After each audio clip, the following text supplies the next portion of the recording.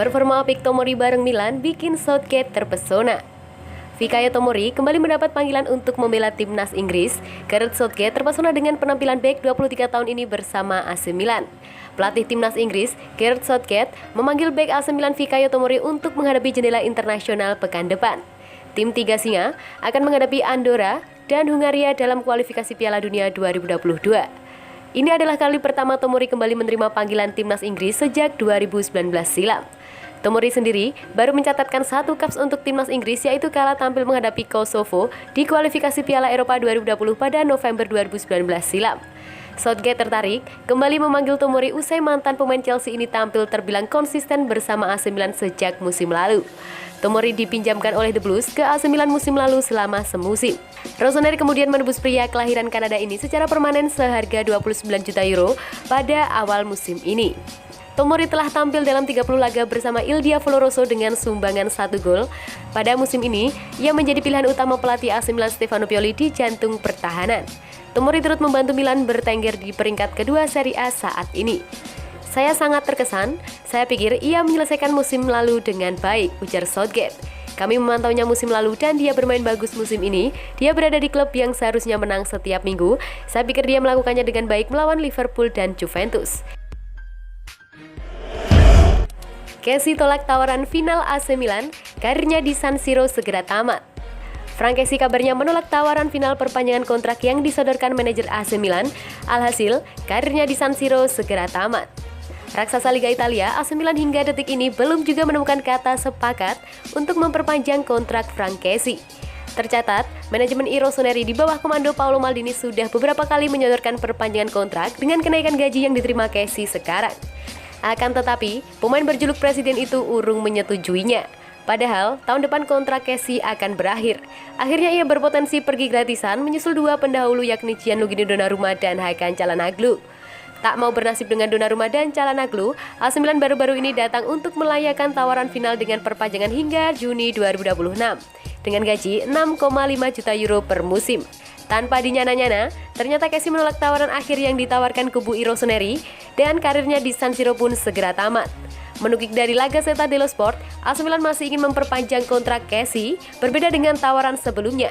Kali ini AC Milan dengan tegas menyatakan pada Kessie untuk mengambil tawaran perpanjangan kontrak tersebut atau hengkang di akhir masa kontraknya nanti. Tawaran take it or leave it itu menjadi semacam puncak kekesalan manajemen AC Milan pada tingkat pola Kessie yang makin menjadi-jadi sejak awal musim 2021-2022 ini. Tak disangka-sangka, ternyata pemain Pantai Gading itu masih enggan menaikkan kontrak anyar meski ia akan menerima gaji berlipat-lipat dari jumlah yang ia terima sekarang. AC Milan yang sudah kehabisan kesabaran kabarnya makin gerah dengan Kessie. Rossoneri pun tak mau lagi menaikkan tawaran dan kepergian Kessie musim depan semakin mungkin terjadi. Sementara itu, laporan dari Inggris mengklaim jika Kessie tersebut ditarik pindah ke Liga Inggris setelah ia menimbang-nimbang beberapa tawaran yang masuk kepadanya. Menurut Kessie, gaya main Liga Inggris dengan tempo cepat cocok dengan permainannya dan membuatnya semakin sempurna sebagai gelandang. Hal tersebut akan menjadi kabar membahagiakan bagi Chelsea, Manchester United, Liverpool, Tottenham Hotspur, dan Arsenal yang sudah membidiknya sejak laga transfer musim panas ini. Sebaliknya, kabar tersebut akan menutup pintu bagi PSG dan Bayern Munchen yang juga mengincarnya. Keuangan fantastis, Milan siap ambil langkah baru. Telah ada kemajuan yang signifikan dalam upaya kebangkitan Rossoneri dalam hal situasi finansial.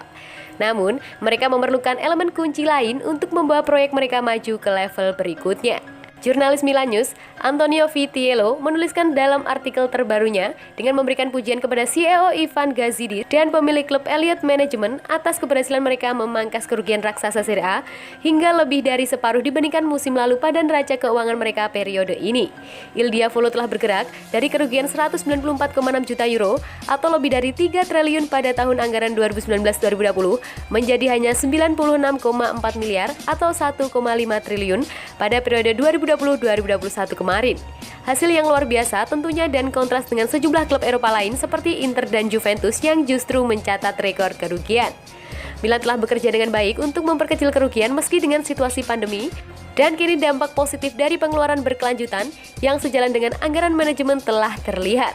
Langkah berikutnya pun jelas, yakni klub akan membangun stadion mereka sendiri yang kemungkinan besar bekerja sama dengan Inter, mengingat dengan cara tersebut mereka bisa benar-benar tinggal landas dari proyek mereka di bawah Elliott Management.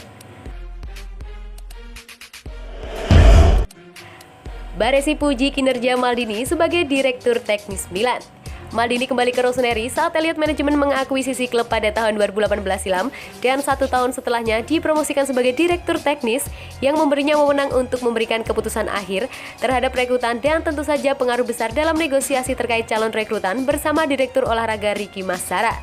Mantan Kapten Il Diavolo Rosso tersebut menerima banyak pujian atas kinerjanya selama ini dalam menentukan talenta-talenta seperti Ismael Benenser, Theo Hernandez, Rafael Leao, Fikayo Tomori, Brahim Diaz, Alexis Saelemaekers, dan yang lainnya, yang membantu langkah klub dengan proyek pemain muda yang ingin ditetapkan Elliott. Baresi pun berbicara kepada Dance mengenai kinerja rekan lamanya tersebut di luar lapangan untuk membawa Rossoneri kembali menjadi salah satu klub elit Eropa. Maldini masuk dengan antusiasme besar, ia mengerahkan semua pengalamannya sebagai pemain sepak bola, tetapi juga gagasan dan kompetisinya yang ditunjukkan sebagai direktur, ujar Baresi. Dia melakukan pekerjaan yang bagus dan Milan telah berkembang dengan pesat. Kami bisa bermain dengan baik tahun ini. Kami bermain sangat baik tahun lalu di Liga dan kami telah kembali ke Liga Champions yang harapannya kami juga bisa bermain dengan baik.